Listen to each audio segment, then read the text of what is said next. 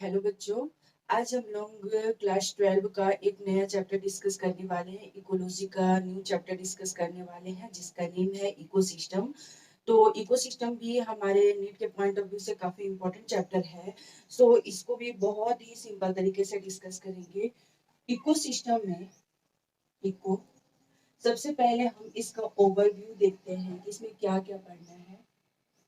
Overview of this chapter. तो इसमें हम लोगों को सबसे पहले तो इकोसिस्टम के बारे में जानना है। Ecosystem, again stratification, stratification के बारे में जानना है। फिर हमें प्रोडक्टिविटी के बारे में स्टडी करनी है। प्रोडक्टिविटी, डिकम्पोजिशन के बारे में स्टडी करनी है। डिकम्पोजिशन, एनर्जी फ्लो,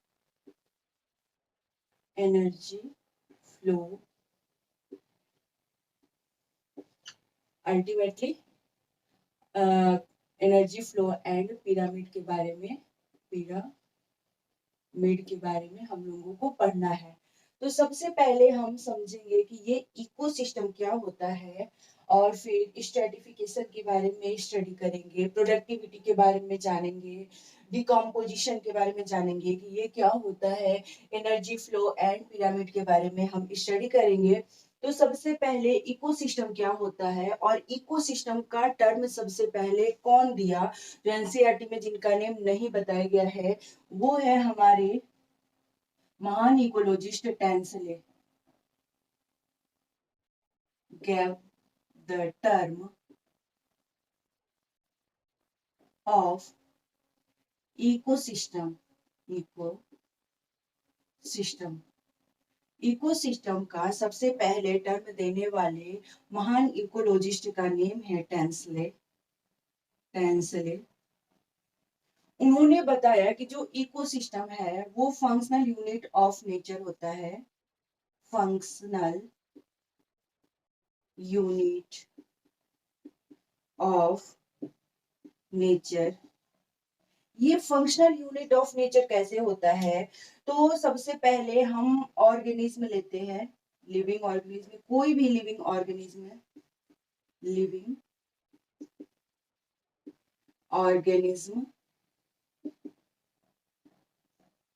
और इस लिविंग ऑर्गेनिज्म का हम एक ग्रुप रेडी करते हैं, group of same living organism.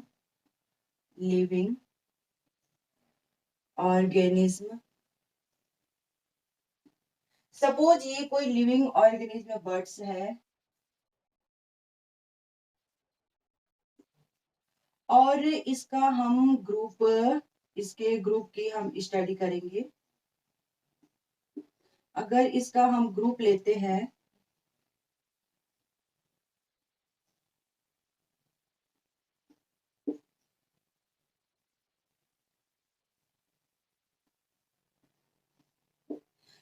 तो हमने क्या देखा कि कोई भी लिविंग ऑर्गेनिज्म एक एरिया का डिसाइड कर लेते हैं और उसमें कोई भी लिविंग ऑर्गेनिज्म को लेकर के वहां के सारे लिविंग ऑर्गेनिज्म के, सेम लिविंग ऑर्गेनिज्म के ग्रुप के बारे में हम स्टडी करते हैं। उसे हम क्या कहते हैं? कॉल्ड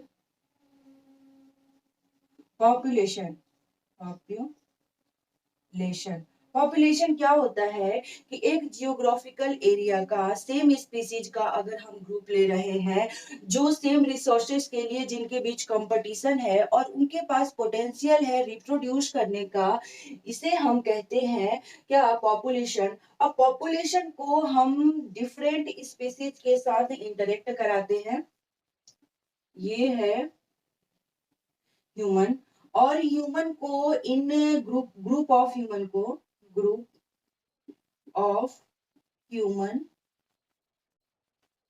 ह्यूमन को किसी अदर स्पीसीज के साथ इंटरेक्ट कराने पे, इंटरेक्ट विथ अदर स्पीसीज, दूसरे स्पीसीज के साथ इंटरेक्ट कराते हैं। जब एक एक ऑर्गेनिज्म दूसरे ऑर्गेनिज्म के साथ इंटरेक्ट करता है, उसे हम कम्युनिटी कहते हैं। मीन्स हम लोग क्या, हम लोग ह्यूमन हैं, तो ऐसा नहीं है कि हम लोगों का इंटरेक्शन किसी और ऑर्गेनिज्म के साथ नहीं होगा। हम लोग जैसे डॉग पालते हैं या कैट अपने घर में रखते हैं, तो उसके साथ जो हमारा इंटरेक्शन है, this is called community, community.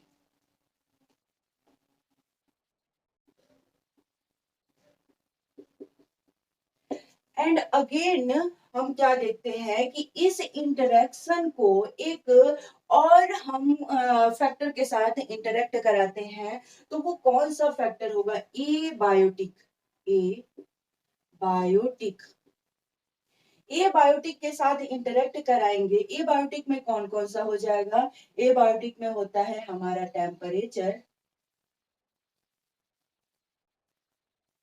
Water, light and soil. अगर हम बायोटिक को मीन्स लिविंग ऑर्गेनिज्म को नॉन लिविंग ऑर्गेनिज्म के साथ इंटरेक्शन कराते हैं, this is called ecosystem, ecosystem. तो हमने क्या पढ़ा कि इस चैप्टर में हमें सबसे पहले किसके बारे में स्टडी करना है? ये चैप्टर का नेम ही इकोसिस्टम है, तो सबसे पहले इकोसिस्टम के बारे में हम समझेंगे। इकोसिस्टम का टर्म देने वाले उस महान साइंटिस्ट का महान इकोलॉजिस्ट का नेम टेंसले था, और उन्होंने बताया कि जो ये इकोसिस्टम है ना, वो नेचर का फंक्शनल यूनिट है। फंक्शनल यूनिट का मतलब ये है कि एक लोग दूसरे लोगों के साथ इंटरेक्ट करके आगे क्या करते हैं कि अपना इकोसिस्टम बनाते हैं, पूरा का पूरा ग्रुप बनता है। तो वहां पे क्या है कि हम कोई भी एक लिविंग ऑर्गेनिज्म लेते हैं, और वो भी उस लिविंग ऑर्गेनिज्म के सेम स्पीसीज का अगर हम ग्रुप लेते हैं, और वो सेम स्पीसीज सेम रिसोर्सेज के लिए कंपटीशन करता है, एंड उनमें इन ब्रीडिंग की कैपेबिलिटी होती है, उसे हम पॉपुलेशन कहेंगे। अब हम क्या करते हैं कि डिफरेंट स्पीसीज के ग्रुप के साथ अगर हम उनको इंटरेक्ट कराते हैं, तो उसे हम क्या कहते हैं? कम्युनिटी। और यही कम्युनिटी जाकर के एबायोटिक के साथ, नॉन लिविंग के साथ इंटरेक्ट करता है, इसे हम कहते हैं इकोसिस्टम। मींस इकोसिस्टम में हम कह सकते हैं कि interaction with fauna, fauna, flora and abiotic, abiotic. Fauna और फ्लोरा, फौना मीन्स एनिमल और फ्लोरा मीन्स क्या हो जाएगा? हमारा फ्लावर, ग्रुप ऑफ फ्लावर को एक दूसरे के साथ इंटरेक्शन कराते हैं, और उनका इंटरेक्शन एबायोटिक के साथ कराते हैं। जैसे फ्लोरा को ये ग्रो करने के लिए सॉइल चाहिए होता है, सनलाइट चाहिए होता है, तो इन सारे को एक दूसरे से इंटरेक्शन की जरूरत होती है, सबको एक दूसरे की नीड होती है। इसे हम कहते हैं, अगर सबको एक बैग में हम डाल दे, फ्लोरा को, फौना को, एबायोटिक को, सबको एक बैग में डाल दे, उस बैग को कहते हैं इकोसिस्टम। अब हम पढ़ते हैं कि इकोसिस्टम को कैसे हम स्टडी कर पाते हैं।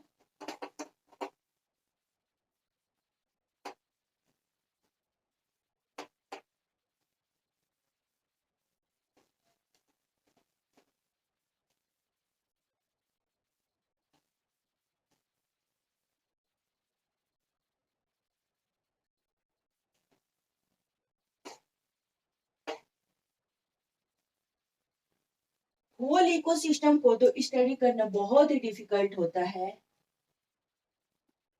Very difficult to study of whole ecosystem. पूरा का पूरा इकोसिस्टम को स्टडी करना बहुत ही डिफिकल्ट होता है। सो इट is to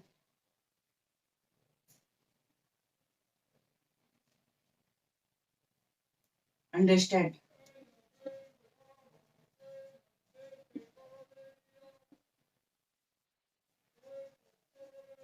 अगर हम इसे बिना कोई परेशानी का स्टडी करना चाहे तो उसको हम सबसे पहले तो 2 पार्ट में डिवाइड करेंगे।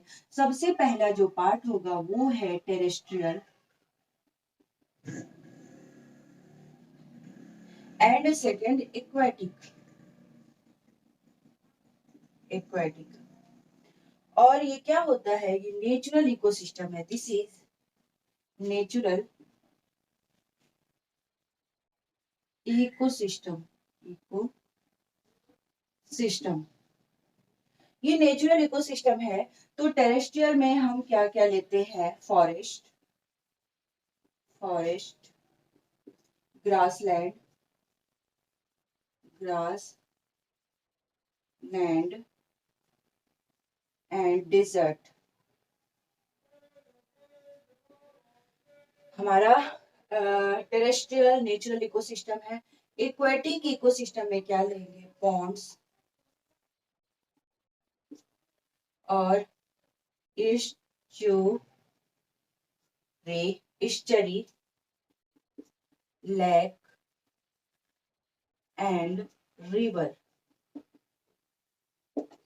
ये हमारा एक्वेटिक इकोसिस्टम है। यहाँ पे लिविंग ऑर्गेनिज्म भी होते हैं और वाटर से इंटरेक्ट करते हैं, नॉन लिविंग भी। सो इनमें क्या है, ये हमारा इकोसिस्टम है लेकिन नेचुरल इकोसिस्टम है। अगर हम आर्टिफिशियल मैन मेड इकोसिस्टम की बात करें, मैन मेड इकोसिस्टम,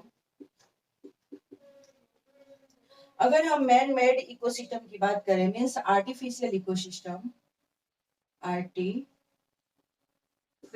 इकोसिस्टम की बात करें तो वो होता है, अगर हम टेरेस्ट्रियल लेते हैं, टेरेस्ट्रियल, एक्वेटिक। टेरेस्ट्रियल में हमारा हो जाएगा crop field, crop field. Aquatic में एक्वेरियम, एक्वेरियम में हम मछली वगैरह पालन करते हैं, एक्वेरियम। तो ये है मैन मेड इकोसिस्टम। और नेचुरल इकोसिस्टम में तो बहुत बड़ा जो फॉरेस्ट है, फॉरेस्ट जो होता है वो हाई ट्रॉपिकल लेवल में आता है। ग्रासलैंड हो गया, डेजर्ट हो गया, यहाँ भी क्या होता है, फ्लोरा और फौना दोनों रहते हैं। और लेक हो गया, इसमें भी फ्लोरा और फौना दोनों रहते हैं, मछली भी रहता है और ग्रासेस वगैरह भी ग्रो करते हैं, या हमारा जो एल्गी है वो सारा ग्रो करता है। ईस्चरी मीन्स क्या होता है, तो अगर रिवर का water, river water, river water and sea water, sea water जहाँ पे मिलते हैं, यहाँ पे दोनों दोनों की मिलन हो रही है, जहाँ पे मिलते हैं और यहाँ पे कोई लिविंग ऑर्गेनिज्म ग्रो करने लगता है, तो इस एरिया को हम कहते हैं एस्चुरी। तो हमारा इकोसिस्टम के बारे में हमने देख लिया कि नेचुरल इकोसिस्टम कौन सा होता है, आर्टिफिशियल इकोसिस्टम कौन सा होता है। अब इकोसिस्टम में एक हमें टर्म पढ़ना है, स्ट्रेटिफिकेशन।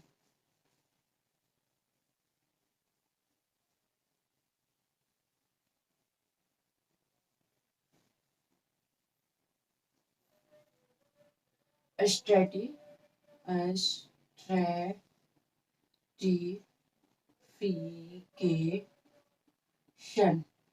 स्ट्रेटिफिकेशन में क्या है कि vertically distribution, vertically distribution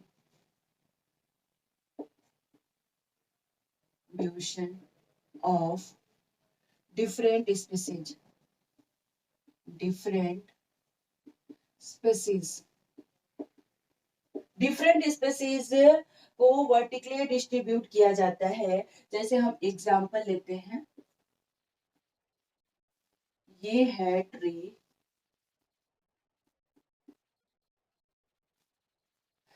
again ये हो गया श्रब,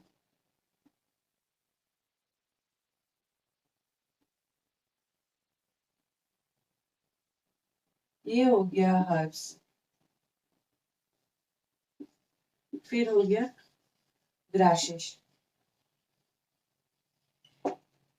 ग्रासेस ये जैसे कि एक ट्री है, अगर इसको हम वर्टिकली डिस्ट्रीब्यूट करें तो सबसे बड़ा वाला को कहेंगे ट्री, उससे छोटा जो होगा वो श्रब में होगा, उससे छोटा जो होगा वो हर्ब में होगा, और सबसे छोटा जो होगा वो ग्रासेस में होगा। तो ये कहाँ होते हैं? ये फॉरेस्ट में हमें वर्टिकली डिस्ट्रीब्यूशन देखने को मिलता है कि बहुत बड़ा पेड़, उससे छोटा पेड़, उससे छोटा पेड़, उससे छोटा पेड़।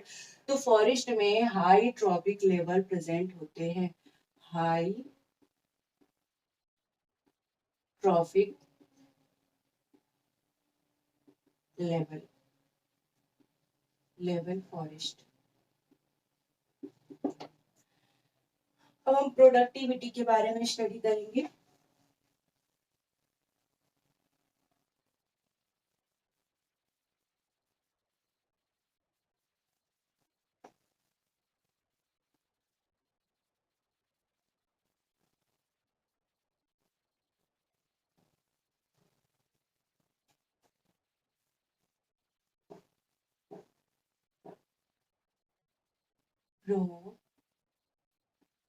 प्रोडक्टिविटी, प्रोडक्टिविटी का सबसे पहले हम एक डेफिनेशन के थ्रू समझेंगे कि amount of amount of amount of biomass, biomass and organic matter, organic matter per unit time, per unit area and and per unit time during photosynthesis, during photosynthesis।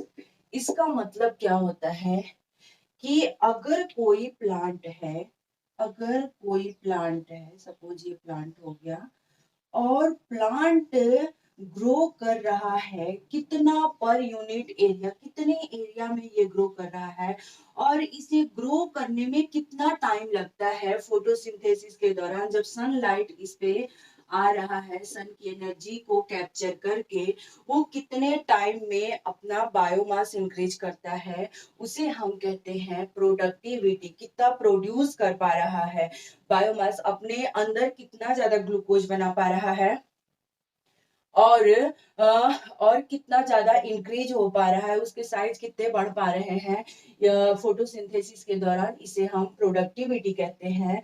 Productivity में सबसे पहले तो इसे हम कैसे एक्सप्रेस्ड करेंगे? एक्सप्रेस्ड बाय ग्राम, ग्राम पर metre square. अगर हम किलो कैलोरी में लिखें तो किलो कैलोरी पर मीटर स्क्वायर। प्रोडक्टिविटी को टू पार्ट में डिस्ट्रीब्यूट किया गया है। Productivity is divided into two part, primary productivity, primary productivity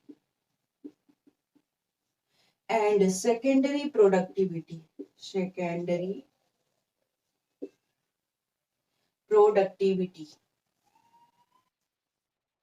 productivity. Primary productivity में हमें क्या क्या पढ़ना है? Gross primary productivity, gross primary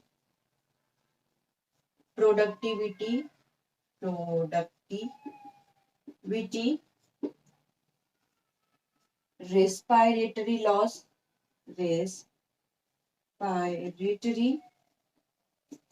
loss and net productivity, net productivity, productivity. और सेकेंडरी प्रोडक्टिविटी में हमें क्या पढ़ना है, तो वेट ऑफ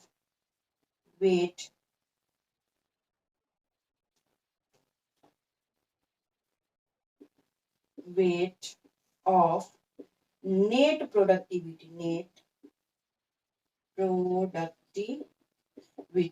नेट प्रोडक्टिविटी का वेट पढ़ना है। तो सबसे पहले हम प्राइमरी प्रोडक्टिविटी के बारे में समझेंगे। प्रोडक्टिविटी के बारे में हमने क्या जाना कि प्रोडक्टिविटी जो है वो एक ऐसा प्रोसेस है जिसमें फोटोसिंथेसिस के ड्यूरिंग उसमें प्लांट में कितना ज्यादा मास इंक्रीज हो रहा है, कितना ज्यादा प्लांट बढ़ पा रहा है और अपने अंदर कितना ग्लूकोज एक्यूमुलेट करके रख रहा है, अपने बॉडी के अंदर कितना ऑर्गेनिक मैटर बना पा रहा है, इसे हम प्रोडक्टिविटी कहते हैं। और प्रोडक्टिविटी को एक्सप्रेस्ड करते हैं ग्राम पर मीटर स्क्वायर। यहाँ पे कोई भी भले ही टाइम दिया है लेकिन टाइम को एक्सप्रेस नहीं करेंगे, लेकिन अगर हमें प्राइमरी प्रोडक्टिविटी में लिखना होगा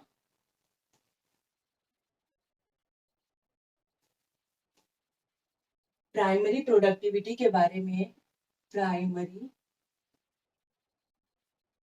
प्रोडक्टिविटी प्रोडक्टिविटी प्राइमरी प्रोडक्टिविटी के बारे में अगर हमें डिफाइन करनी होगी तो हम क्या लिखेंगे, rate of biomass and organic matter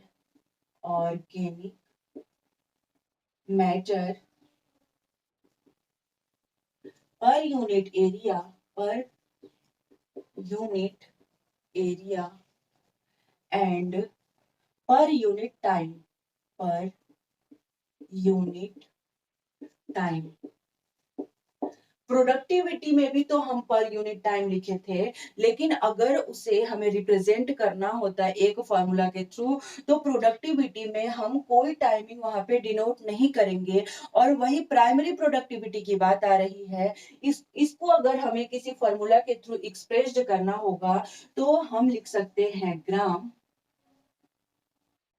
पर मीटर स्क्वायर पर एरिया या किलो कैलोरी पर मीटर स्क्वायर पर एरिया। इसका मतलब क्या हुआ, तो इसके बारे में हम समझेंगे।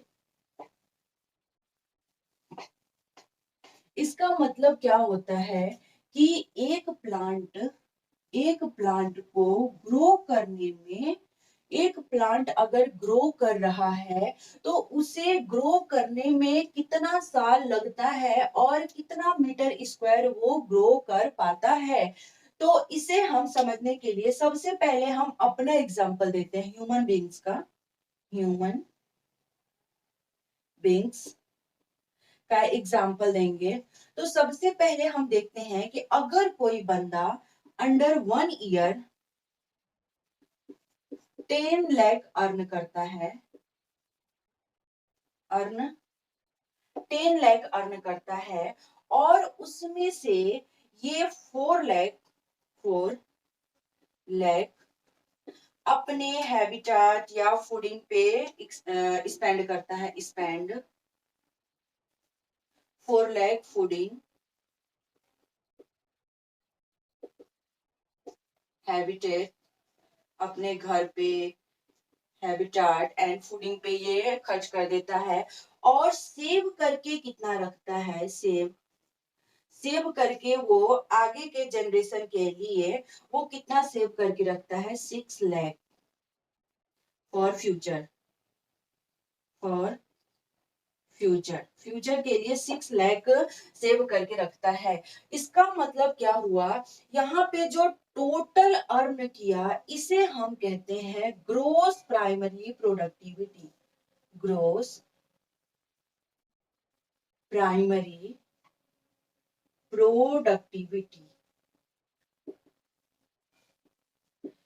एंड जो इसने स्पेंड किया, खर्च किया, उसे हम कहते हैं रेस्पायरेटरी लॉस। और जो सेव करके रखा उसे हम कहते हैं net primary productivity. This is called net primary productivity. अगर हम प्लांट में ये बात करते हैं तो प्लांट को देखते हैं कि ये प्लांट अंडर 1 ईयर एक साल के अंदर 1 ईयर ये कितना ज्यादा ग्लूकोज बना पा रहा है में ग्लूकोज। ग्लूकोज कैसे होगा, ग्लूकोज कैसे बनेगा? During photosynthesis. फोटोसिंथेसिस के ड्यूरिंग ये सनलाइट कोई एनर्जी को कैप्चर करके और वाटर लेकर के, सॉइल से वाटर ले जाएगा, इन्वायरमेंट से कार्बन डाइऑक्साइड लेकर के क्या बनाता है? ग्लूकोज बनाता है। तो एक साल के अंदर हमारा प्लांट कितना ग्लूकोज बना पाता है, और उस ग्लूकोज में से वो कितना ज्यादा ग्लूकोज को रेस्पिरेशन के लिए, रेस्पिरेशन ग्लूकोज को ऑक्सीजन के साथ मिला करके एटीपी बनाता है, मीन्स अपने लिए एनर्जी बनाता है, खर्च करता है रेस्पिरेशन में। रेस्पिरेटरी, इसे हम क्या कहेंगे? रेस्पिरेटरी सिस्टम कहते हैं। तो रेस्पिरेशन के लिए कितना ज्यादा ग्लूकोज खर्च किया, एंड अगेन आगे के फ्यूचर के लिए, कंज्यूमर्स के लिए वो कितना ज्यादा बचा करके रखा है। Save to glucose for future, future के लिए कितना बचा करके रखा है। तो यहाँ पे जो इसने ग्लूकोज बनाया उसे हम ग्रोस प्राइमरी प्रोडक्टिविटी कहेंगे।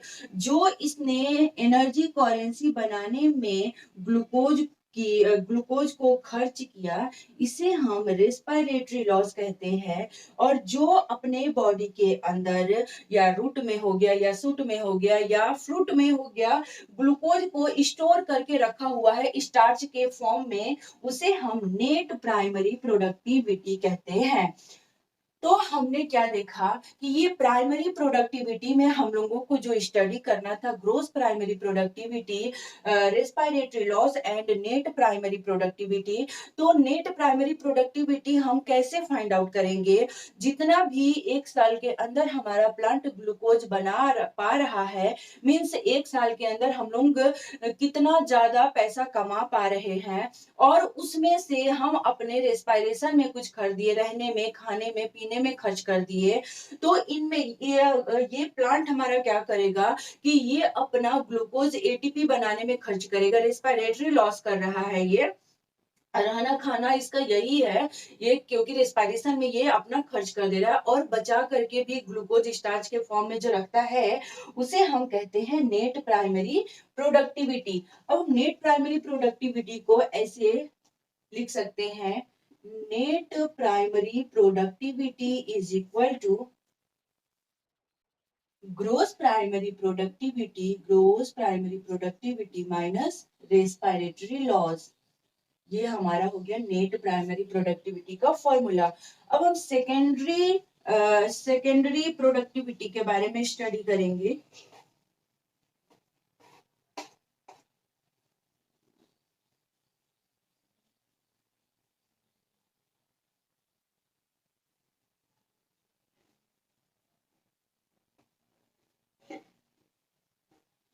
नेट प्राइमरी प्रोडक्टिविटी जो है, यहाँ हमें अब पढ़ना है secondary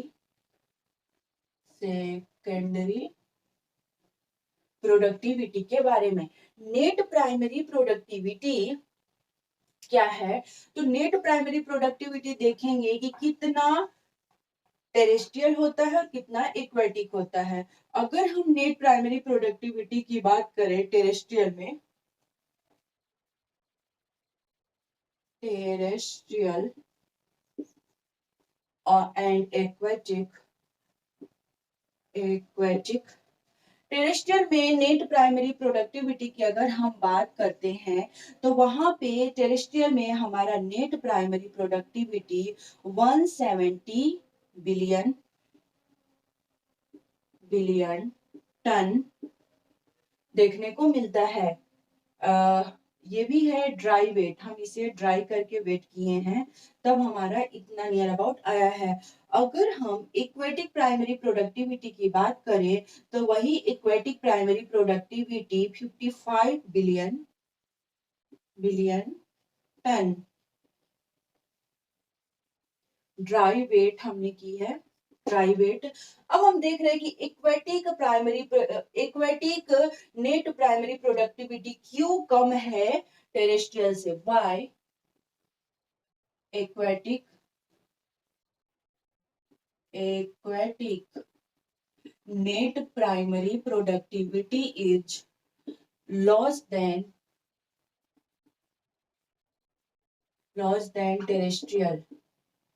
terrestrial net primary productivity।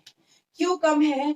क्योंकि अगर हम सी की बात करें, अंडर सी 500 मीटर से नीचे सनलाइट नहीं रीच कर पाता है। 500 मीटर से ज्यादा सनलाइट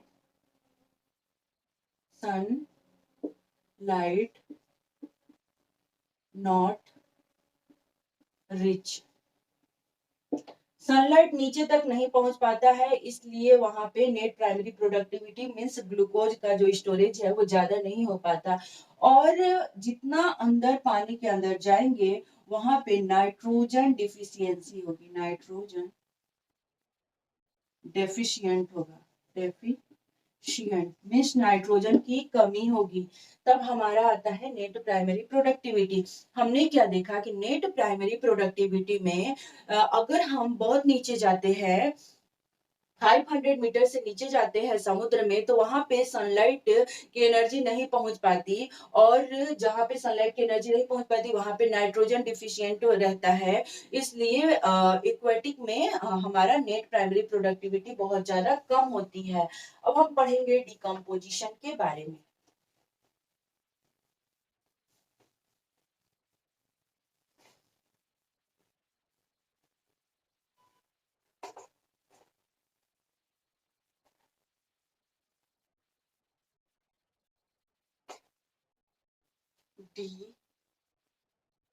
डिकम्पोजिशन, डिकम्पोजिशन के बारे में हम लोगों को स्टडी करना है। तो डिकम्पोजिशन के बारे में हम पढ़ेंगे। सबसे पहले तो जो हमारा सबसे ज्यादा एनर्जी गेन करता है सनलाइट के प्रेजेंस में, सनलाइट के प्रेजेंस में जो सबसे ज्यादा एनर्जी गेन करता है वो है plant and phyto plankton.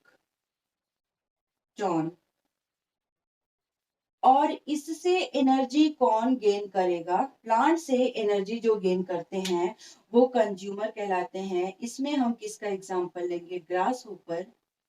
Grass hopper and cow. और इनसे जो एनर्जी गेन करेगा उसे हम कहते हैं बर्ड्स, जू प्लैंकटन भी आता है इसमें, जू प्लैंकटन। उससे ज्यादा जो एनर्जी गेन करता है वो है fish and birds and wolf. और इससे एनर्जी कौन गेन करेगा? एनर्जी निकल रहा है यहाँ से, एनर्जी इससे कौन गेन करेगा? तो lion, man, human and lion. तो हम देख रहे हैं कि प्लांट जो है वो हमारा बेस पे प्रेजेंट है, बेस पे प्रेजेंट होता है, एंड वही ह्यूमन और लायन कहाँ प्रेजेंट होते हैं? टॉप पर। प्लांट को हम क्या कहते हैं? प्लांट को हम प्रोड्यूसर्स कहते हैं, कॉल्ड प्रोड्यूसर, और इन्हें हम कंज्यूमर्स कहते हैं, कॉल्ड कंज्यूमर्स। प्लांट क्या होते हैं? प्लांट ऑटोट्रॉफ होते हैं, ऑटोट्रॉफ। एंड ये क्या होते हैं? ये हेटेरोट्रॉफ होते हैं, हेटेरोट्रॉफ। 10% लॉ के अकॉर्डिंग कितना कितना एनर्जी पास होगा, एक दूसरे के पास जाएगा। तो 10% लॉ के अकॉर्डिंग अगर इसके पास 100% एनर्जी है तो इन्हें इसका 10% मिलेगा एनर्जी, इसको इसका 10% एनर्जी मिलेगा, और अगेन इसको इसका 10% हमारा 10% एनर्जी मिलेगा। इसे हम कहते हैं primary trophic level, primary trophic level represented by T1, secondary trophic level, secondary trophic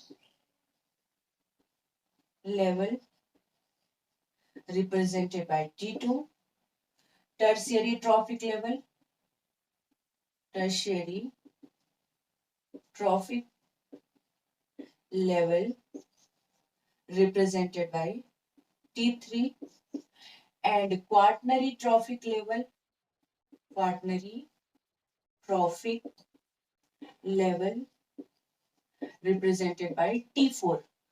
तो हमने क्या देखा कि एनर्जी तो पास हो रही है, एक ऑर्गेनिज्म प्रीडेटर्स के फॉर्म में प्रे से एनर्जी, ये प्रे से एनर्जी ले रहा है, फिर दूसरा एक दूसरे से एनर्जी ले रहा है, तीसरा एक दूसरे से, ये पूरा का पूरा चेन बन रहा है। इसे हम क्या कहते हैं? फूड वेब चेन कहते हैं। और यहाँ तक जो है ये क्या है हमारा? प्रोड्यूसर हो गया, प्रोड्यूसर, इन्हें हम प्रोड्यूसर कहेंगे। और ये है हमारा हर्बीवोरस, ये है कॉर्निवोरस एंड ओमनिवोरस, और ऊपर वाला भी हमारा हो जाएगा कॉर्निवोरस एंड ओमनिवोरस। तो सबसे पहले हम देखते हैं कि और इसमें जो बचा हुआ एनर्जी है वो कहाँ ये स्पेंड करता है। कुछ एनर्जी हीट के फॉर्म में, हीट के फॉर्म में चला जाता है, कुछ एनर्जी सबसे हीट के फॉर्म में बाहर जाते हैं, हीट के फॉर्म में एनर्जी निकल जाता है, हीट के फॉर्म में एनर्जी निकल जाता है। और उसके बाद अगर ये ऑर्गेनिज्म डेड हो जाते हैं, मर जाते हैं, तो इनका organic matter, organic organic dead matter में भी एनर्जी होता है, उसे हम कहते हैं डेंड्राइट, डेंड्राइट। सब अगर जो भी मरेंगे सब में एनर्जी पास आउट होगा, सब में एनर्जी जाएगा, और कुछ एनर्जी हीट के थ्रू बाहर कर देते हैं, कुछ एनर्जी एक ऑर्गेनिज्म से दूसरे ऑर्गेनिज्म में पास करते हैं। तो हमने क्या देखा कि डिकम्पोजिशन में सबसे पहले हम किस पे डिपेंडेंट है? जितने भी लिविंग ऑर्गेनिज्म है सबका सब किस पे डिपेंड है? तो सबका सब प्लांट पे डिपेंड है। और जो समुद्र में रहने वाले हैं वो फाइटोप्लैंक्टन, मींस समुद्र के लहर के साथ जो प्लांट बह करके जाता है उसे हम फाइटोप्लैंक्टन कहते हैं। और इनका प्रीडेटर कौन है? जो इनका जितना भी एनर्जी है उसका 10% एनर्जी ये गेन करता है, वो है इनका प्रीडेटर। प्लांट को ग्रास होपर एंड काऊ है, प्लांट को ग्रास होपर खाता है, काऊ खाता है। तो इसमें 10% लॉ के अकॉर्डिंग 100% है, तो ये इसका कितना परसेंट? 10% एनर्जी लिया, 10% एनर्जी गेन किया, और इसमें जो बचा हुआ एनर्जी था वो हीट के थ्रू बाहर निकल गया। और जब डेड होते हैं तो उनमें भी ऑर्गेनिक मैटर में एनर्जी पहुंचता है, उसे हम जो ऑर्गेनिक मैटर बनता है उस organic matter, dead organic matter को हम डेंड्राइट कहते हैं। अब उस डेंड्राइट से एनर्जी कौन लेगा उसके बारे में भी हम स्टडी करेंगे। फिर आगे हम बढ़ते हैं, ये इनका प्रीडेटर कौन है जो इन्हें खा करके एनर्जी गेन करेगा? इनका प्रेडेटर ग्रास होपर को फिश, ये जो प्लैंकटन को फिश खा जाता है, ग्रास होपर को बर्ड खा जाता है, काऊ को वुल्फ खा करके एनर्जी लेता है। और जो बचा हुआ एनर्जी रहता है वो क्या काम करते हैं कि ये कुछ हीट के थ्रू बाहर कर देते हैं, और कुछ अगर ये बच गए तो एनर्जी अपना हीट के थ्रू बाहर कर दें। कैसे भी एनर्जी पास करना ही है, भले कोई हमें खाए या ना खाए, फिर भी हम एनर्जी एक ऑर्गेनिज्म से दूसरे ऑर्गेनिज्म को पास करते ही करते हैं। हीट के थ्रू तो बाहर निकल गया, लेकिन जैसे ही हमारा डेड ऑर्गेनिक मैटर बनता है उसे भी कुछ ऑर्गेनिज्म खा करके एनर्जी गेन करते हैं। तो इनका प्रीडेटर्स ये हो गया, और इनसे 10% एनर्जी गेन किया। अब हम देखते हैं कि इस ऑर्गेनिक मैटर का करे क्या। सबसे पहले यहाँ पे जो आया है, ये है हमारा प्रोड्यूसर। सनलाइट की एनर्जी को गेन करके उसे फूड की एनर्जी में कन्वर्ट कर देता है, फूड में कन्वर्ट कर देता है। और इतना बड़ा मायरेकल बस प्लांट के पास ही है कि वो सनलाइट की एनर्जी से फूड बना पाए, और कोई भी ऐसा ऑर्गेनिज्म नहीं है जिसके पास सन की एनर्जी को गेन करके, हाँ कुछ बैक्टीरिया है, साइनोबैक्टीरिया वगैरह, वो भी सन की एनर्जी को गेन करके फूड बना पाते हैं। और इनके अलावा जो लोग भी हैं सब इन पे डिपेंडेंट है। So it is called consumers. इन्हें हम क्या कहते हैं? कंज्यूमर्स कहते हैं। अगर हम फूड चेन की बात करें तो जो भी ये कंज्यूमर्स हैं, प्रोड्यूसर हो गया, ये primary primary trophic level, secondary trophic level और टर्शियरी ट्रॉपिक लेवल तक के लेवल को हम क्या कहते हैं? ग्रेजिंग फूड चेन कहेंगे। और जो डेड ऑर्गेनिक मैटर होगा उसे हम ये डेंड्राइट फूड चेन कहते हैं। तो हम देखते हैं कि इन्होंने कुछ एनर्जी को इन्वायरमेंट में रिलीज कर दिया, और कुछ एनर्जी को अगर उन्हें कोई प्रीडेटर खा गया तब तो एनर्जी उसमें 10% एनर्जी चला गया। और अगर नहीं खाया तो जब वो मरेंगे, डेड होंगे, तो एनर्जी दूसरे ऑर्गेनिज्म में जाएगा। अब ये मरे हुए ऑर्गेनिज्म से, डेड ऑर्गेनिक मैटर से, जिसे हम डेंड्राइट कहते हैं, उनसे एनर्जी कौन गेन करता है, इसके बारे में हम स्टडी करेंगे। ऑटोट्रॉप को हम प्राइमरी ट्रॉपिक लेवल कहते हैं। फिर उसके बाद जो भी हेट्रोट्रॉप कंज्यूमर्स है, कंज्यूमर्स में जो हमारा primary consumer, secondary consumers, tertiary consumers, primary consumers को हम ये सेकेंडरी ट्रॉपिक लेवल में रखते हैं, और सेकेंडरी कंज्यूमर को हम टर्शियरी ट्रॉपिक लेवल की कैटेगरी में रखते हैं। एंड हमारा जो टर्शियरी कंज्यूमर है, टर्शियरी कंज्यूमर को हम क्वार्टनरी ट्रॉपिक लेवल के कैटेगरी में रखते हैं। तो हमें अब पढ़ना है इस ये डेट्राइट का क्या करें।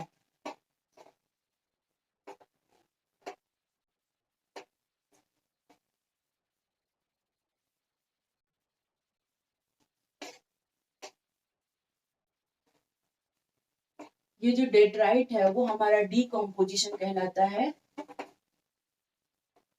तो इस डेड ऑर्गेनिक मैटर को, डेड ऑर्गेनिक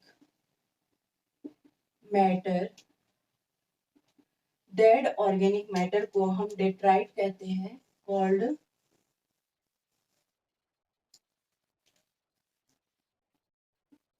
डेट्राइट। इस डेट्राइट को कोई डेट्रीवोरस खाएगा, डेट्रीवोरस। डेट्रीवोरस में हम जिसका एग्जाम्पल लेते हैं वो है अर्थवर्म, अर्थवर्म। एंड जो डेट्राइट बच जाएगा, मैक्सिमम डेट्राइट को अर्थवर्म क्या करते हैं कि उसके जो डेट्राइट है उसको फ्रैगमेंट कर देते हैं, फ्रैगमेंट करके कॉम्प्लेक्स फॉर्म को सिंपल फॉर्म में कन्वर्ट कर देते हैं, कन्वर्ट टू सिंपल फॉर्म। और इनमें कुछ ऐसे ऑर्गेनिज्म हैं जैसे बैक्टीरिया एंड फंजाई। ये बैक्टीरिया एंड फंजाई क्या काम करेंगे, अपनी एंजाइमेटिक एक्टिविटी के से during from their enzymatic enzymatic activity को एंजाइमेटिक एक्टिविटी के थ्रू ऑर्गेनिक डेड मैटर को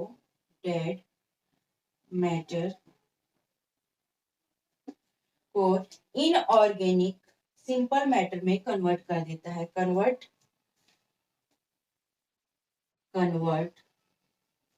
टू इनऑर्गेनिक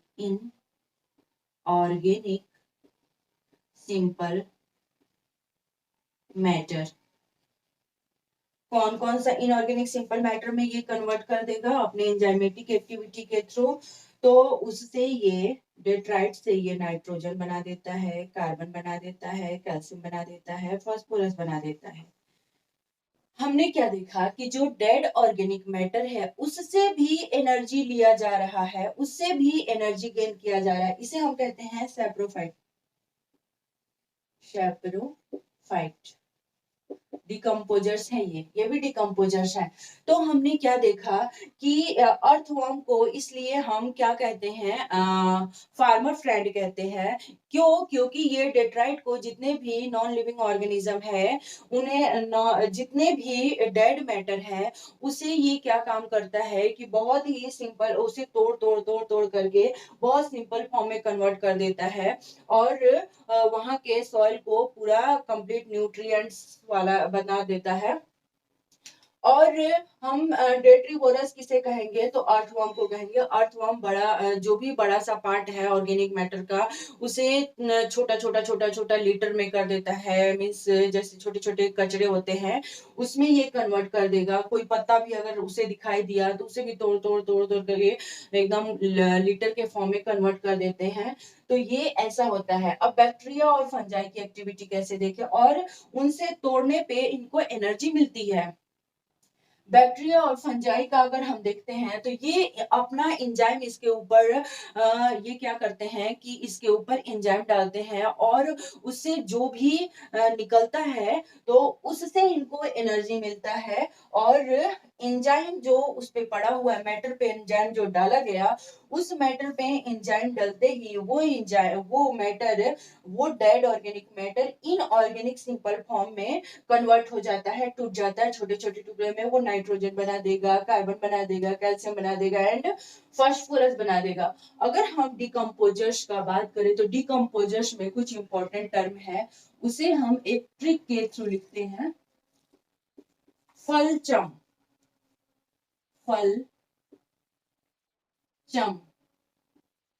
फलचम के बारे में अब हम पढ़ेंगे।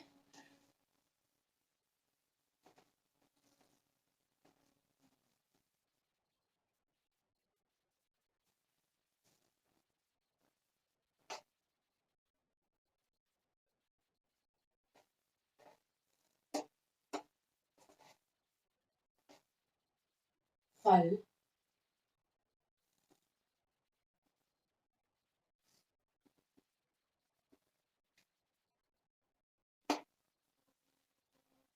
ये है फलचम। F means fragmentation, fragmentation,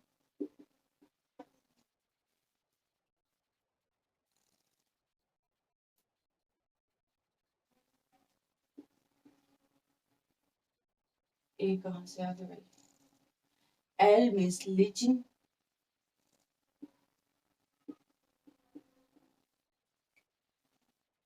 फिर C means catabolism,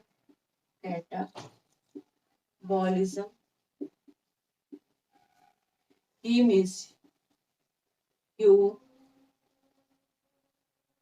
humification, M means mineralization, mineralization. Fragmentation में हम क्या देखते हैं कि जो अर्थवर्म है, earthworm,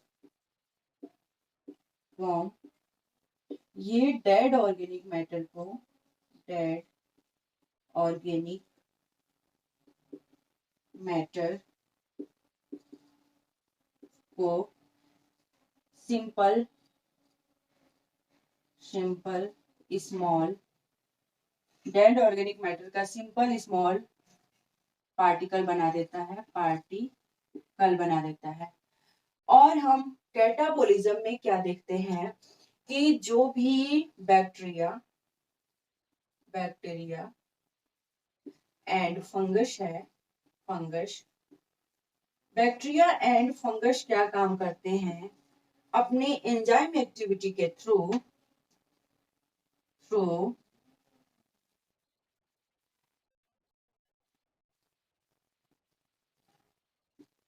there enzymatic activity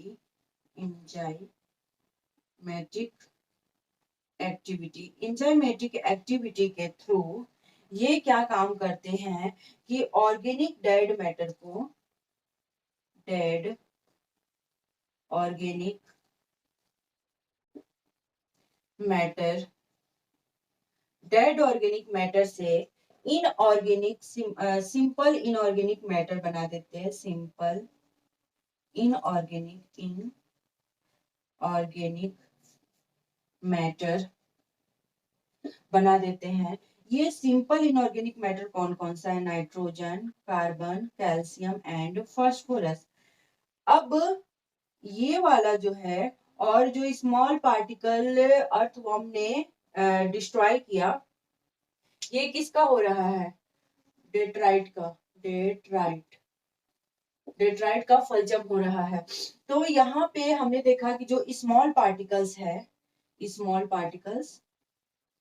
organic matter का स्मॉल पार्टिकल, और उसमें नाइट्रोजन हो गए, कार्बन हो गया, कैल्शियम हो गया, फास्फोरस हो गया, ये सॉइल के नीचे जाकर के यहाँ पे पड़ा हुआ है, सॉइल के नीचे जाकर के इसके प्रेसिपिटेट पे, सॉइल के नीचे जाकर के प्रेसिपिटेट बन जाते हैं, प्रेसिपिटेट एंड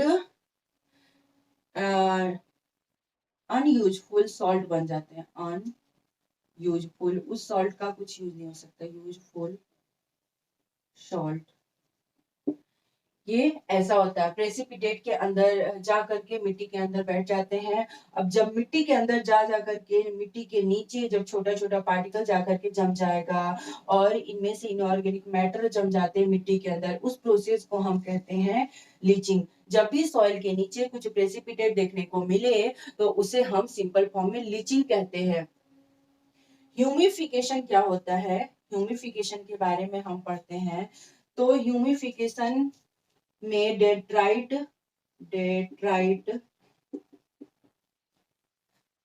फ्रॉम डेट्राइट से क्या बनते हैं, फॉर्म्ड, डेट्राइट से क्या बनेगा, तो ह्यूमस बनता है, ह्यूमस। ये ह्यूमस कैसा होता है, तो ह्यूमस का कोई शेप नहीं होता, एमरफस होता है ह्यूमस, एमरफस होता है। और ह्यूमस में बहुत सारी चीज मिले हुए होते हैं, वो ह्यूमस में से गीला सा मिट्टी, वो एमरफस होता है, उसका कोई शेप नहीं होगा, no form is called amorphous and amorphous is mixture of many salt, many elements. तो बहुत सारे मिक्सचर होता है, इसे हम कोलॉइडल कहते हैं, कोलॉइडल। और ये क्या होता है, इसके बारे में अगर हम और समझें तो हाईली रेसिस्टेंट होता है,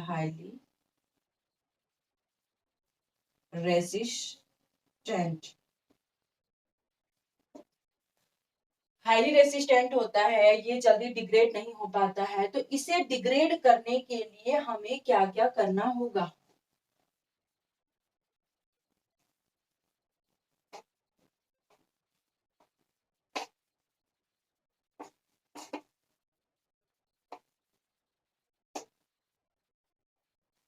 इसे डिग्रेड करने के लिए डिग्रेडेशन ऑफ ह्यूमस ह्यूमस को कैसे डिग्रेड किया जा सकता है? तो ह्यूमस क्वालिटी के बेस पे डिग्रेड किया जा सकता है। ह्यूमस क्वालिटी के बेस पे डिग्रेड किया जा सकता है, या इन्वायरमेंट कंडीशन के बेस पे इसे डिग्रेड किया जा सकता है। इन्वायरमेंट कंडीशन के बेस पे इसे क्या कर सकते हैं? डिग्रेड कर सकते हैं। अगर हम बात करें कि ह्यूमस क्वालिटी में क्या होगा, तो ह्यूमस क्वालिटी में टू टाइप के ह्यूमस देखने को मिलते हैं। जो एक ऐसे होते हैं जो स्लो न्यूट्रिएंट्स बनाते हैं, बहुत धीरे धीरे न्यूट्रिएंट्स बनाते हैं, न्यूट्रिएंट्स। एक ऐसे होते हैं कि बहुत फास्ट न्यूट्रिएंट्स बनाते हैं, फास्ट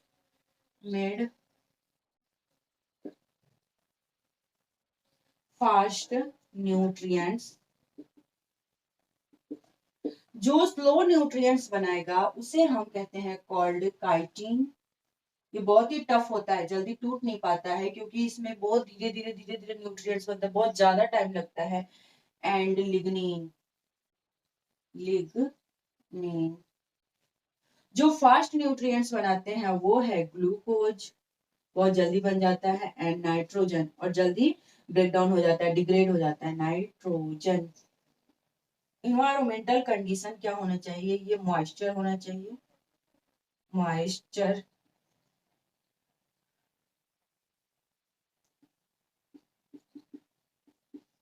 होनी चाहिए। और क्या होनी चाहिए? हीट होनी चाहिए, और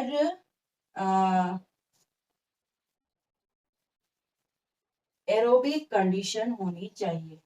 aerobic condition means oxygen available होनी चाहिए। तो हमने देखा कि ये ह्यूमिफिकेशन क्या चीज है। तो डेट्राइट को ह्यूमस बनाने के प्रोसेस को ह्यूमिफिकेशन कहते हैं। ये जो डेट्राइट है इसका कोई फॉर्म नहीं होता, no form is called amorphous. And बहुत सारे मिक्सचर, ये it is made from mixture means बहुत सारे एलिमेंट से बना होता है, सॉल्ट से बना होता है। तो it is called colloidal, high resistant होता है, इसे इजिली तोड़ नहीं सकते हैं। और अगर हमें डिग्रेड करना होगा तो डिग्रेड के लिए दो कंडीशन हम उसका स्टडी करते हैं, दो कंडीशन की। उसमें फर्स्ट जो कंडीशन होगा वो ह्यूमस क्वालिटी देखेंगे, और इन्वायरमेंटल कंडीशन सेकंड इसका डिग्रेडेशन का सेकंड कंडीशन है। ह्यूमस क्वालिटी में हम देखते हैं कि जो भी ह्यूमस है वो कितना ज्यादा न्यूट्रिएंट्स बना पा रहा है, और कितना जल्दी बना पा रहा है, और कौन सा कितना जल्दी नहीं बना पा रहा है।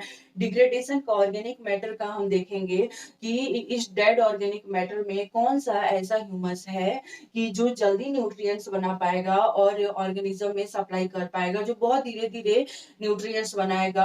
तो जो धीरे धीरे न्यूट्रिएंट्स बनाता है उसे हम काइटिन एंड लिग्निन कहेंगे। ये बहुत टफ होता है, ये जल्दी एनर्जी को पास नहीं कर पाता है दूसरे ऑर्गेनिज्म में। और जो फास्ट बनाता है उसे हम ग्लूकोज और नाइट्रोजन कहते हैं। इसके थ्रू इजिली एनर्जी मिल जाता है दूसरे ऑर्गेनिज्म को, सैप्रोफाइट को। तो हम अब देखें कि जो डेट्राइट है वो ज्यादा कहाँ होता है। फूड चेन में, डिकम्पोजिशन में फूड चेन की बात करें, डिकम्पोजिशन में हमें टू टाइप के फूड चेन देखने को मिले। Grazing food chain, grazing food chain and Detroit food chain, Detroit food chain. तो हम देखते हैं कि ये दोनों कहाँ ज्यादा अमाउंट में मिलते हैं। अगर ग्रेजिंग फूड चेन को देखना होगा, ग्रेजिंग फूड चेन की बात करें तो terrestrial terrestrial and aquatic aquatic यहाँ भी टेरेस्ट्रियल एक्वाटिक एक्वाटिक टेरेस्ट्रियल में कौन ज्यादा एनर्जी फ्लो करेगा? मोर एनर्जी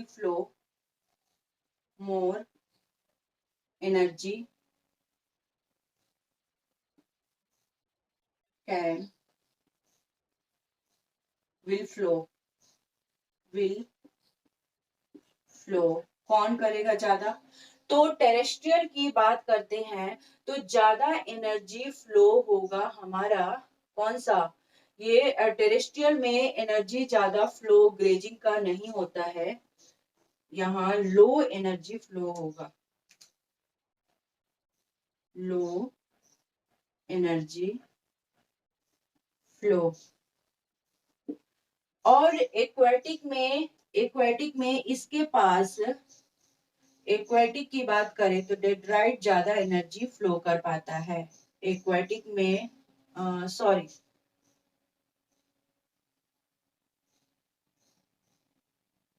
ओके, एक्वेटिक में ये लो एनर्जी फ्लो करता है, लो एनर्जी फ्लो। तो ज्यादा एनर्जी इसमें टेरेस्ट्रियल की बात करें तो टेरेस्ट्रियल को ज्यादा एनर्जी कहाँ से मिलता है? More energy found from more energy flow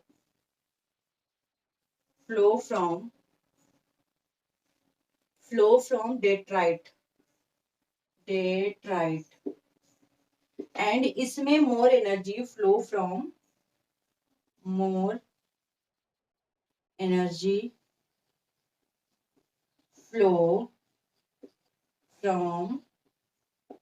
कहाँ से मिलेगा मोर एनर्जी फ्लो? तो वो है grazing food chain, grazing food chain से, और यहाँ डेट्राइट चेन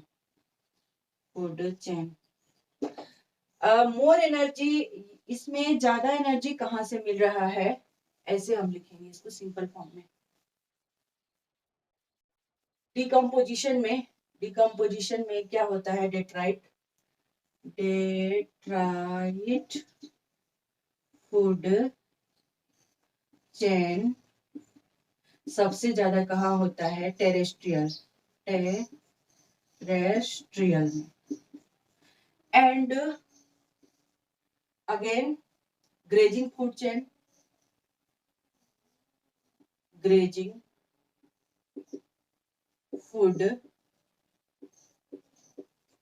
चेन सबसे ज्यादा कहाँ होता है फ्लो? एक्वेटिक। कैसे ये डेट्राइट में ज्यादा होता है? जैसे कि हमारा अर्थवर्म हो गया, अर्थवर्म क्या है? डेट्रीवोरस है। अर्थवर्म सॉइल को न्यूट्रिएंट्स लाइक किया, फर्टाइल किया, और सॉइल में बहुत तेजी से हमारा प्लांट ग्रो किया, और प्लांट पे जो लोग कंज्यूमर्स डिपेंड हैं वो आकर के, तो हमारा डेट्राइट से ज्यादा फूड अवेलेबल होता है। लेकिन इनमें क्या होता है कि एक्वेटिक में जाएंगे तो ग्रेजिंग फूड चेन ज्यादा अवेलेबल होता है। जो भी एक्वेटिक के प्लांट वो ज्यादा एनर्जी देंगे क्योंकि उनके जो डेट्राइट है वो बॉटम पे जा करके ग्रो कर जाता है, और ज्यादा एनर्जी तो प्लांट को वो एनर्जी नहीं सप्लाई हो पाता है। सो इसके पास क्या है? ग्रेजिंग फूड में एक्वेटिक के पास ज्यादा एनर्जी फ्लो होता है। अब एनर्जी फ्लो के बारे में पढ़ रहे हैं तो एनर्जी फ्लो को हम डिटेल से स्टडी कर लेते हैं।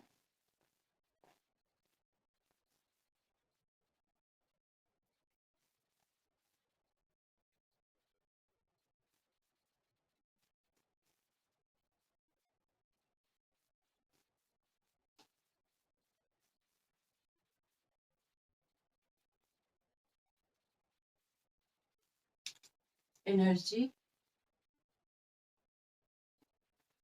फ्लो,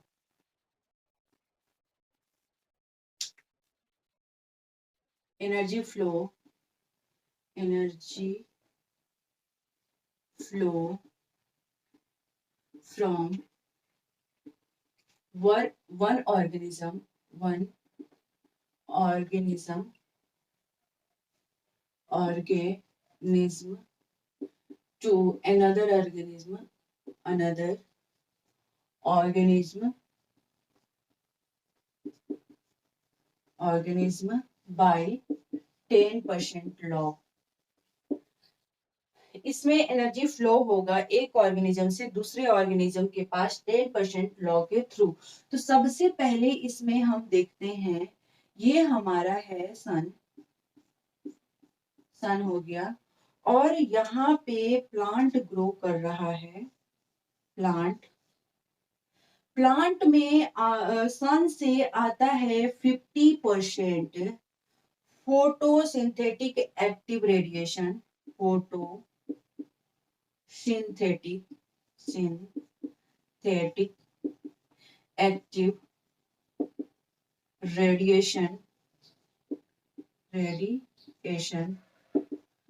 प्लांट को ये कहता है कि मैं तुम्हें फोटोसिंथेसिस करने के लिए 50% रेडिएशन दूंगा, लेकिन प्लांट इसके 50% का केवल 2 to 10% ही कैप्चर कर पाता है। और उसके थ्रू ये क्या काम करेगा, ग्लूकोज बनाएगा, कैप्चर करके ग्लूकोज बनाएगा। ये खुद ग्लूकोज बनाता है, सो ये प्रोड्यूसर कहा जाता है। प्रोड्यूसर है इसलिए इसे, और ये कहाँ प्रेजेंट होता है, ये सबसे एनर्जी फ्लो करने में सबसे नीचे प्रेजेंट होगा, प्रेजेंट एट बेस पे प्रेजेंट होते, सब इसके ऊपर डिपेंडेंट है। और इसे हम और क्या कहते हैं, तो प्राइमरी ट्रॉफिक लेवल।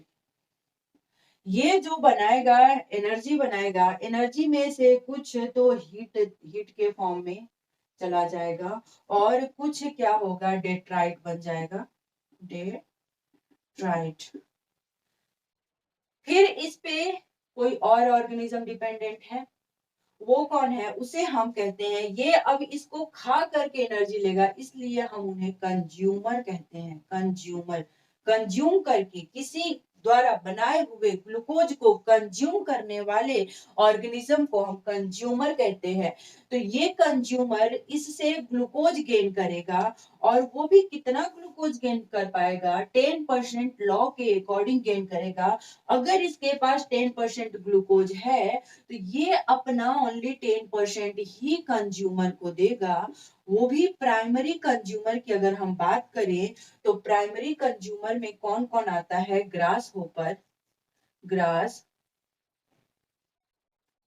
जू plankton,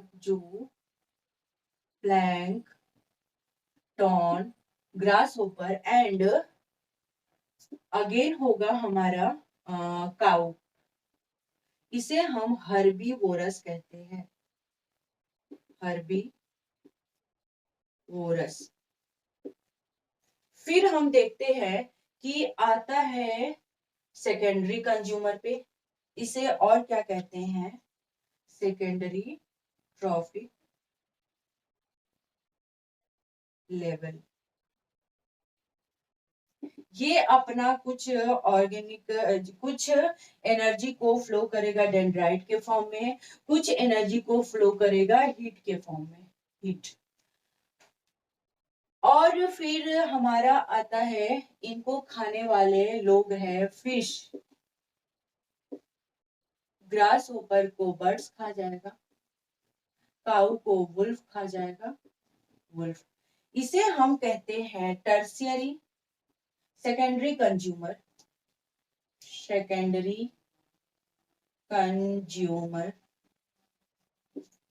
and tertiary trophic level. ये भी अपना कुछ डेट्राइट के फॉर्म में ये कर देगा, मरेगा तो एनर्जी अपना पास करेगा, दूसरे ऑर्गेनिज्म इससे एनर्जी गेन करेंगे और कुछ हिट में खत्म कर देगा। फिर इसके बाद लास्ट जो कंज्यूमर आता है वो है लायन एंड मैन। इन्हें हम कहते हैं tertiary consumer, tertiary consumer, consumer and और हमारा quaternary, quaternary trophic level.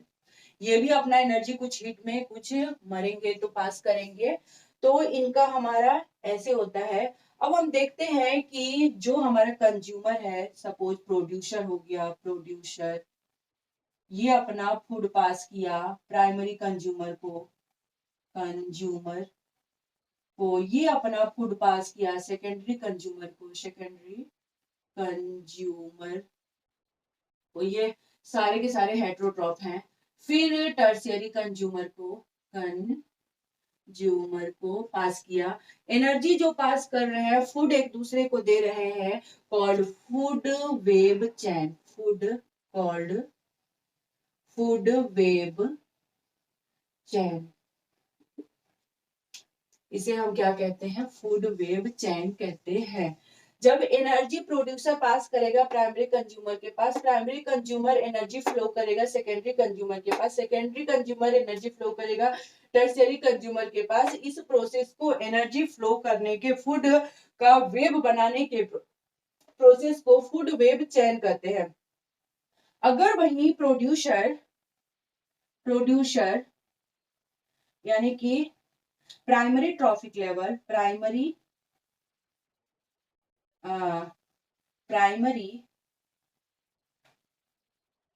T1 अपना एनर्जी पास किया, सेकेंडरी T2 के पास एनर्जी पास किया, टर्शियरी T3 के पास एनर्जी पास किया, T4 के पास। जब एनर्जी इतने सारे लेवल में पास हो रहा है, called trophic level, trophic level. तो एनर्जी फ्लो क्या होता है? सनलाइट जो है प्लांट को फोटोसिंथेसिस करने के लिए कितना रेडिएशन प्रोवाइड करता है? तो 50% रेडिएशन प्रोवाइड करता है, फोटोसिंथेटिक एक्टिव रेडिएशन कहा जाता है। और लेकिन प्लांट कितना परसेंट कैप्चर कर पाता है? प्लांट उसका 2 to 10% ही कैप्चर कर पाता है और उसके थ्रू ग्लूकोज बनाता है।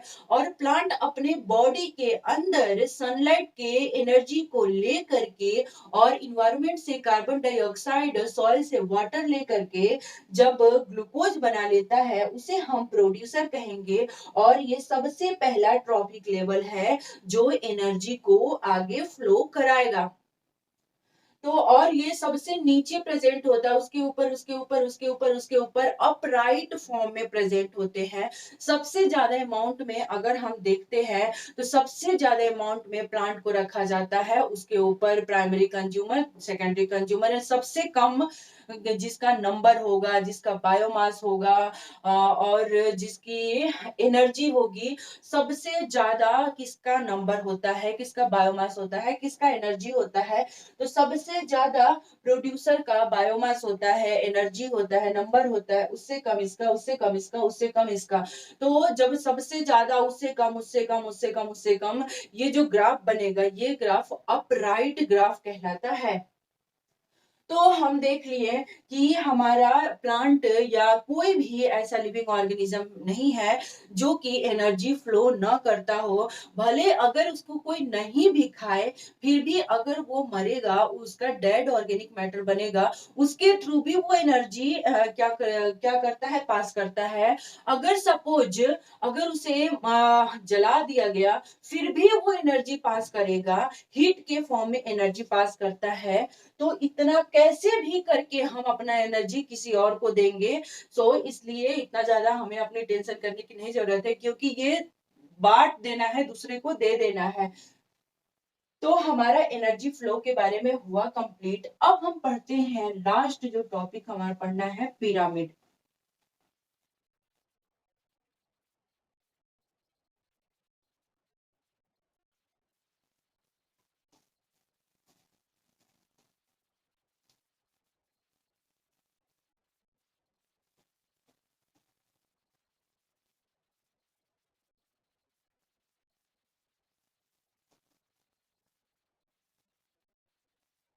अच्छा, एनर्जी फ्लो के बारे में कुछ और बातें बताई गई है।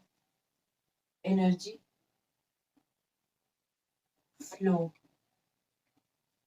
फ्लो के बारे में कुछ बातें बताई गई है। First law, law, second law. First law में कहा गया है energy neither be neither be created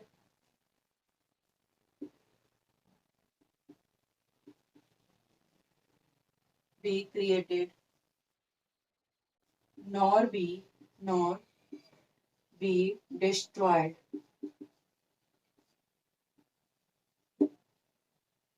और सेकंड में क्या कहा, spontaneously system always move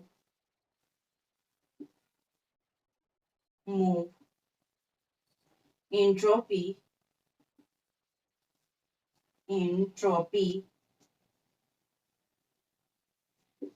या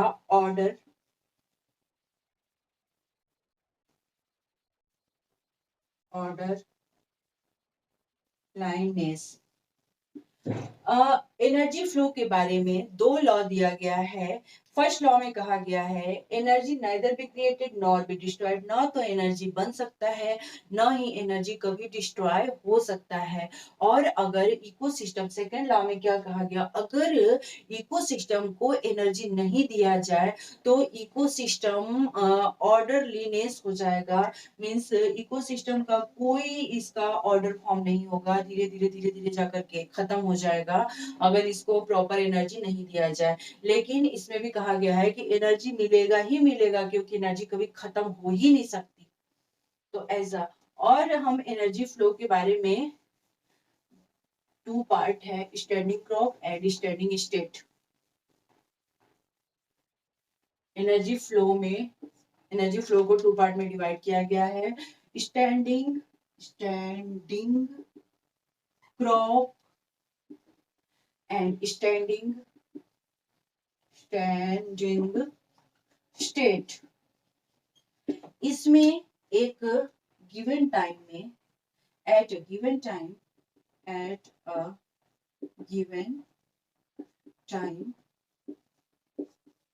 एनर्जी फ्लो होगा फ्रॉम लिविंग ऑर्गेनिज्म से, energy flow from living organism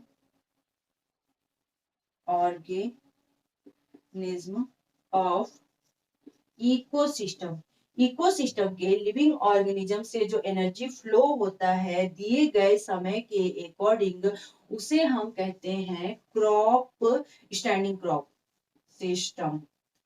इसका मतलब क्या हुआ कि जैसे कि गर्मी का सीजन दिया गया और उसमें कहा गया कि उस इकोसिस्टम में कितना एनर्जी फ्लो कर पाता है लिविंग ऑर्गेनिज्म, या ऑटम सीजन आ गया, समर सीजन आ गया, तो कौन से टाइम में कितना ज्यादा एनर्जी फ्लो हो पाता है लिविंग ऑर्गेनिज्म से, इकोसिस्टम के लिविंग ऑर्गेनिज्म से, इसे हम कहते हैं standing crop.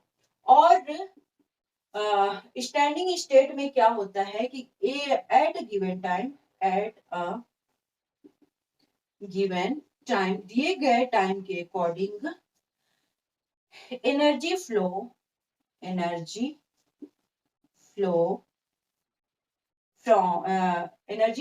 From non living organism of ecosystem ecosystem. अब हम नॉन लिविंग की बात करते हैं, जैसे डेड ऑर्गेनिक मैटर की बात कर लेंगे। तो डेड ऑर्गेनिक मैटर को कौन सा ऐसा टाइम दिया जाए जिसमें कि ज्यादा से ज्यादा वो एनर्जी फ्लो कर पाए, वो हमारा हो जाएगा standing state.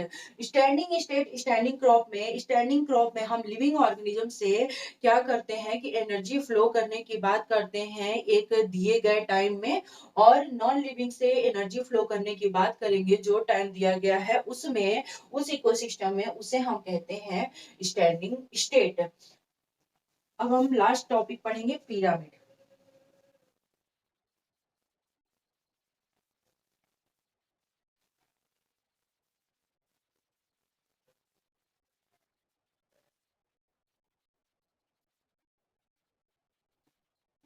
Ecological pyramid, pyramid.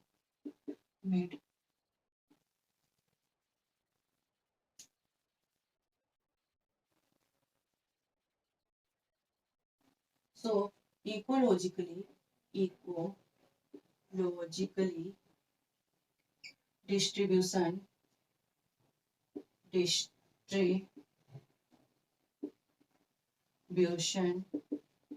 Is plotted, distributed is plotted. Ecologically अगर डिस्ट्रीब्यूशन होगा प्लॉटेड के फॉर्म में, रिजल्टिंग स्टेट, जो रिजल्ट आएगा, resulting state is called, is called ecological pyramid, ecological pyramid, pyramid. अब हम देखेंगे कि ये कैसे होता है। तो सबसे पहले तो हम जानते हैं कि हमारे बेस पे कौन प्रेजेंट है, प्रोड्यूसर। ये हुआ प्रोड्यूसर। मैक्सिमम टेरेस्ट्रियल पर यही होता है, टेरेस्ट्रियल पर। फिर उसके बाद एक लेवल में प्रेजेंट होता है, ये एक लेवल में प्रेजेंट होता है। उसके बाद उससे ऊपर आ जाएगा प्राइमरी कंज्यूमर। फिर उससे ऊपर आएगा हमारा सेकेंडरी कंज्यूमर। फिर उससे ऊपर आएगा हमारा टर्शियरी कंज्यूमर। ये है हमारा प्राइमरी कंज्यूमर, कंज्यूमर। इसे हम हर्बीवोर्स भी कहते हैं, हर्बीवोरस। और ये है हमारा सेकेंडरी कंज्यूमर, सेकेंडरी कंज्यूमर। इसे हम कार्निवोर्स कहते हैं, कार्निवोरस।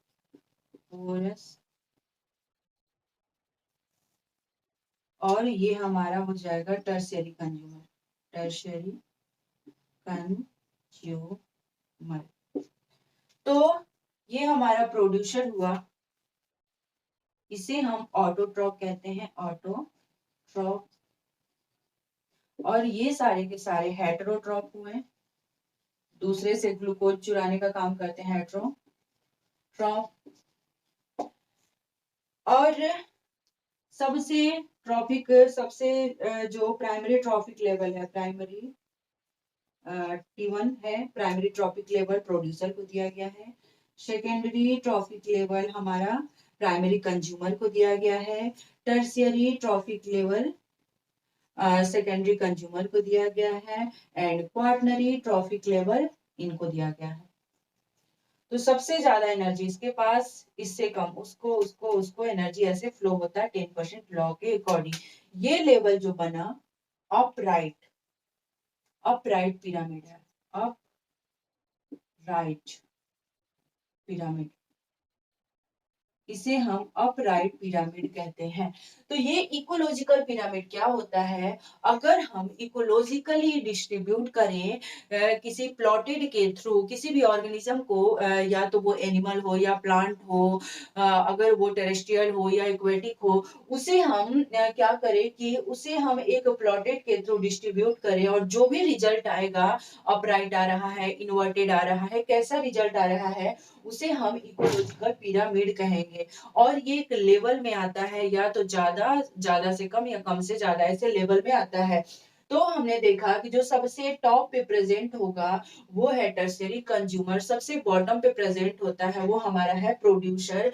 प्रोड्यूसर सनलाइट से कितना फोटोसिंथेटिक एक्टिव रेडिएशन कैप्चर कर पाता है, तो 2 to 10% फोटोसिंथेटिक एक्टिव रेडिएशन ये कैप्चर कर पाता है और फिर कैप्चर करके ग्लूकोज बनाता है। लेकिन सनलाइट इसको कितना परसेंट दे रहा है कैप्चर करने के लिए, लेकिन उतना ज्यादा ये कैप्चर करने में कैपेबल नहीं है।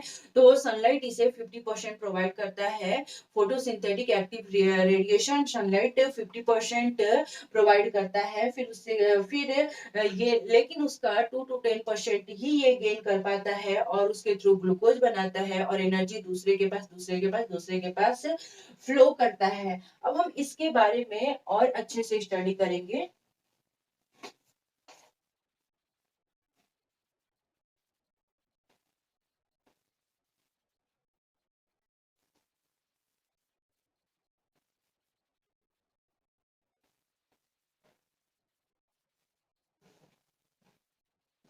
इकोलॉजिकली पिरामिड को 3 पार्ट में डिस्ट्रीब्यूट किया गया है। नंबर के थ्रू पिरामिड हम निकाल देखेंगे। नंबर, बायोमास के थ्रू पिरामिड निकालेंगे, बायोमास एंड एनर्जी, एनर्जी के थ्रू पिरामिड। इन दोनों में एक्सेप्शन भी कुछ दिए गए हैं, एक्सेप्शन भी है, एक्सेप्शन, इसमें कोई एक्सेप्शन नहीं है। जैसे कि इसका कहा गया है कि हमारे धरती पे 60 लाख प्लांट है, फिर उसके ऊपर 7 लाख प्राइमरी कंज्यूमर को दिया गया है। प्राइमरी कंज्यूमर का नंबर दिया गया है, कंज्यूमर का नंबर दिया गया है। फिर उसके ऊपर 3 लाख सेकेंडरी कंज्यूमर का नंबर दिया गया है, सेकेंडरी कंज्यूमर एंड उसके ऊपर कितना, ओनली 3 टर्शियरी कंज्यूमर का नंबर दिया गया है, टर्शियरी कंज्यूमर। ये क्या है, अपराइट पिरामिड, अपराइट पिरामिड। इनका बायोमास भी कुछ ऐसा ही होता है। बायोमास की बात करें, 60%, ये 60 लाख प्लांट पे 7 लाख कंज्यूमर डिपेंडेंट है, उसके ऊपर 3 लाख सेकेंडरी कंज्यूमर डिपेंडेंट है, उसके ऊपर टर्शियरी कंज्यूमर इतने लाख डिपेंडेंट है। तो इसका नंबर कुछ ऐसा दिया गया। बायोमास की बात करें तो बायोमास भी सबसे ज्यादा जो मोटा ताजा सबसे ज्यादा जिसका वेट है वो है हमारा प्रोड्यूसर का, सबसे ज्यादा वेट प्रोड्यूसर का है। और उसके बाद देखें उससे कम वेट किसका आएगा, प्राइमरी कंज्यूमर का। उससे कम वेट किसका आएगा, टर्शियरी या सेकेंडरी कंज्यूमर। और उससे कम वेट किसका आएगा, तो हमारा टर्शियरी कंज्यूमर। ये क्या है, अपराइट पिरामिड,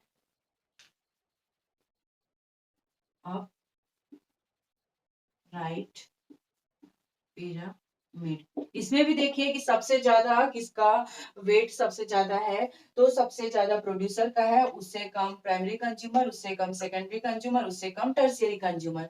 अगर हम एनर्जी की बात करें तो एनर्जी भी कुछ ऐसा ही होता है। सबसे ज्यादा एनर्जी जिसके पास है वो है प्रोड्यूसर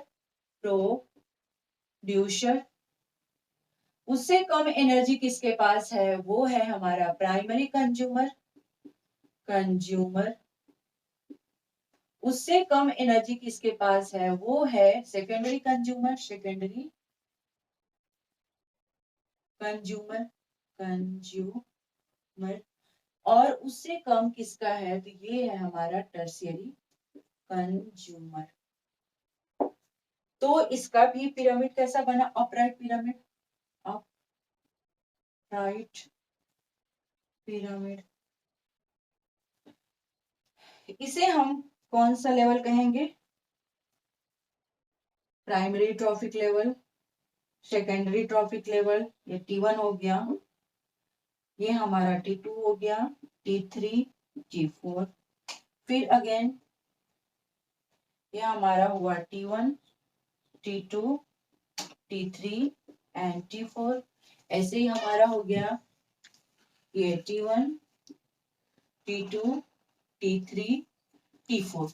लेकिन इन दोनों में ऐसा नहीं है कि 100% केवल अपराइट ही बनेगा, इसमें कुछ एक्सेप्शन भी दिया गया है, उस एक्सेप्शन के बारे में हम पढ़ेंगे अभी।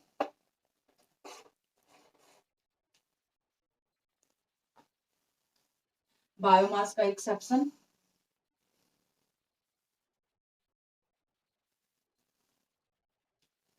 इसका एक्सेप्शन क्या है कि इसका एक्सेप्शन ये है कि अगर कोई हम बनियान ट्री लेते हैं, एक बनियान ट्री पे, वन बनियान ट्री पर बहुत सारे ग्रास होपर प्रेजेंट है, बहुत सारे ग्रास होपर, बहुत सारे इस पे ग्रास होपर बैठे हुए हैं, ग्रास होपर।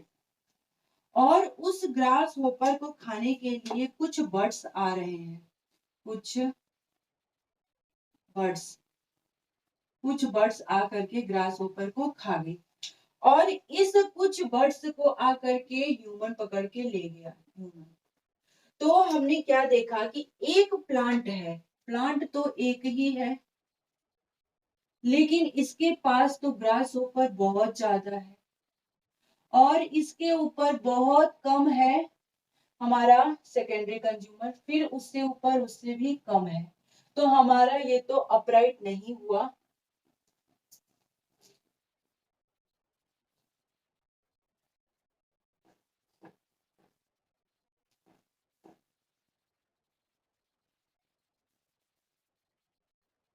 और हम इसकी बात करें, इसमें क्या एक्सेप्शन है, अगर हम इसके एक्सेप्शन की बात करें तो इसमें एक्सेप्शन देखने को मिलता है कि जू प्लैंकटन का बायोमास बहुत ज्यादा है, वेट बहुत ज्यादा है किसकी अपेक्षा, फाइटोप्लैंक्टन की अपेक्षा। तो ये भी हमारा अपराइट नहीं हुआ, मींस इसमें भी एक्सेप्शन है, मैक्सिमम मैक्सिमम अपराइट होता है। लेकिन बायोमास में अगर हम इक्वेटिक में जाएं तो इक्वेटिक में अपराइट ना हो करके इक्वेटिक में इन्वर्टेड होता है, इन्वर्टेड, मैक्सिमम इन्वर्टेड होता है, ये एक एक्सेप्शन है। और हमारा मैक्सिमम अपराइट देखने को पिरामिड मिलता है। लेकिन अगर हम इक्वेटिक के बायोमास की बात करें तो इक्वेटिक में बायोमास में कुछ एक्सेप्शन दिए गए हैं, उनमें मैक्सिमम इन्वर्टेड देखने को मिलेगा और वही टेरेस्ट्रियल में अपराइट देखने को मिलता है। और इसमें हम टेरेस्ट्रियल अगर नंबर की बात करें तो टेरेस्ट्रियल में भी कुछ एक्सेप्शन है, मैक्सिमम तो आपको अपराइट देखने को मिलेगा ही मिलेगा, लेकिन कुछ में अपराइट नहीं मिलेगा। सबसे ज्यादा है हमारा प्राइमरी कंज्यूमर, फिर उससे कम है सेकेंडरी कंज्यूमर, फिर उससे कम है टर्शियरी कंज्यूमर और सबसे कम है एक लोग है, एक एक ही प्लांट है, एक प्लांट पे बनियान ट्री। अगर हम बनियान ट्री का एग्जांपल देते हैं तो ये हमारा नंबर का एक्सेप्शन हो जाएगा कि ये अपराइट ना हो करके ये इन्वर्टेड टाइप का स्ट्रक्चर बनाता है। तो हमारा पिरामिड यहाँ पे होता है कंप्लीट। और जो इकोसिस्टम है, इकोसिस्टम का चैप्टर यहाँ 100% कंप्लीट होता है। अगर आपको मेरा वीडियो पसंद आती हो तो आप मेरे वीडियो को लाइक एंड सब्सक्राइब कर सकते हैं। Thank you so much.